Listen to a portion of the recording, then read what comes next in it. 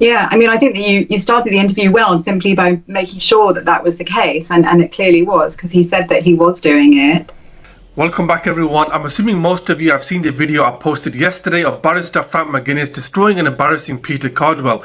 Well, Peter obviously hasn't learnt his lesson, this time discussing with sidekick Nicole Lampert. It's only a few minutes long and I was literally banging my head against the wall. I didn't or couldn't see any value at all with anything either of them had to say. Before we start, I think it's worth noting, when was the last time you heard of a prescribed terrorist organisation deciding to go down the legal route of submitting an application? Anyway, we'll break it down as we go. Let's take a look. Nicole, thank you for joining us today. What did you make of the interview? Hi Peter, thank you for having me on, and well done.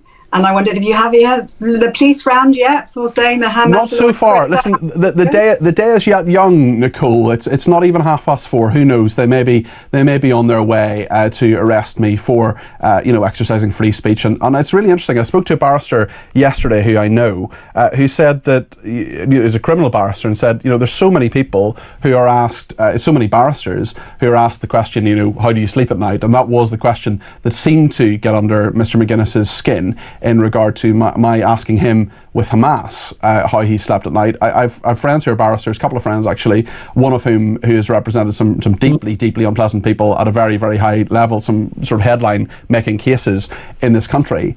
And I always say to her, actually, not quite how do you sleep at night, but do you ever worry about this? And she just says, look, it's the cab rank system with criminal cases.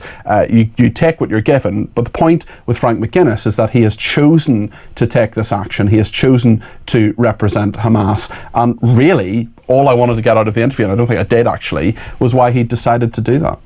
Yeah, I mean, I think that you started the interview well simply by making sure that that was the case, and it clearly was, because he said that he was doing it. And any kind of look at his social media shows that it's obviously part of his worldview is certainly a hatred, a kind of extremist hatred of Zionism, and one of the things that he posted on the quite soon after October 7 was something about. This is the most hopeful images he'd seen, and these are images of Hamas militants coming into Israel. He's talked about victory to the Intifada. He's talked about his whole timeline on X is obsessed with Zionism.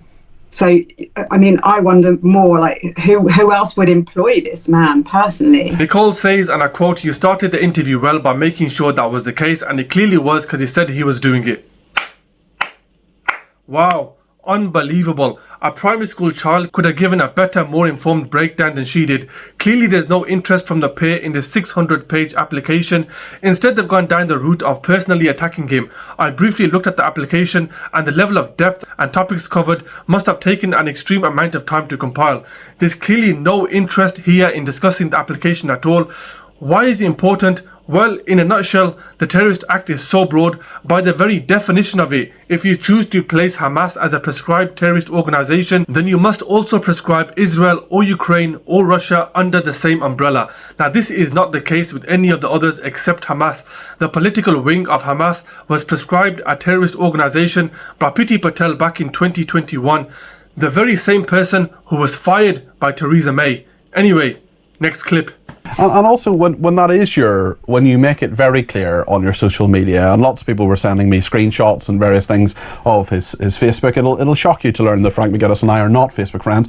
But certainly people were sending me information, some of which I'd seen, some of which I hadn't seen before the interview, and I thought, it would be a very strange person who thought that Franck Magennis didn't at least share, as you say, anti-Zionism, skepticism about Israel's actions and so on. And I wanted to get into that. I wanted to know, as Mark in Norfolk has actually just mentioned me, and he says what the Hamas lawyer didn't seem to understand is that the first question on your listeners' minds is what on earth would motivate a sane human being to represent a sordid, barbaric organisation like Hamas? And that's essentially what I wanted the answer to.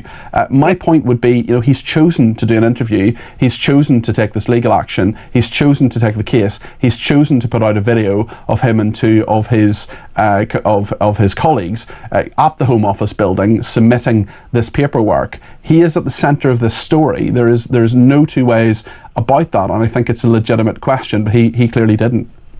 Yeah, I mean, I guess one of the problems that they have with this legal action is that at the moment it's not legal to publicly support Hamas, to say you support Hamas. So that's what they want to change. They want to make it legal for people to go around and say, yes, I support terrorists, I support the actions of October 7 and the fact that there are 59 Israeli hostages, well, they deserve it. And that's what he and his ilk want to be able to say without having the police knocking on their doors. But because they are a prescribed terrorist organisation, both of their military and their political wing, then it means that he can't say that publicly, and so that's why I think he's in dangerous territory, and that's probably why he didn't answer your question in the way it should have been answered, which was presumably yes, I support them, because he can't. Listen, Nicole, it's very interesting talking to you. I just wonder if you think this will go anywhere. I mean, I can't see, I'd be surprised, very surprised, if Yvette Cooper does anything. It's essentially a submission to her to say de-prescribe Hamas, given everything that's happening at the moment, to say nothing of Hamas's horrendous record as a terrorist organisation. I mean, I just can't see this going anywhere. So I suppose the question one would ask is why? Yeah, I mean, I guess perhaps before October 7, it might have been argued that they are not a terrorist organisation. Like some people might have argued that. I, of course, wouldn't have. But after October 7 and the actions that they did, and this wasn't just, they didn't just start a war. They went to, and I've interviewed many of these people, they went to the house of civilians and they burned them alive, and they shot young children, and all the things that they did, and the fact that they're still holding 59 hostages shows that they are a terrorist organisation. So I imagine that she will turn it down, but with Labour the way it is, it's kind of hard to know, isn't it? You'd hope that they would do the right thing, but as we've seen over the last just this week, I'm not always sure that they will. Let me remind the viewers, Priti Patel was the one who prescribed Hamas as a terrorist organisation back in 2021. The very same person who was sacked or resigned, whatever you want to call it, for undisclosed meetings with Israeli officials. Undisclosed meetings with Israeli officials, the very same group responsible for the genocide. Anyway guys, I hope you find the video useful. Let me know your thoughts in the comment section below. Support me by liking and subscribing, and I'll see you on the next video. Peace out.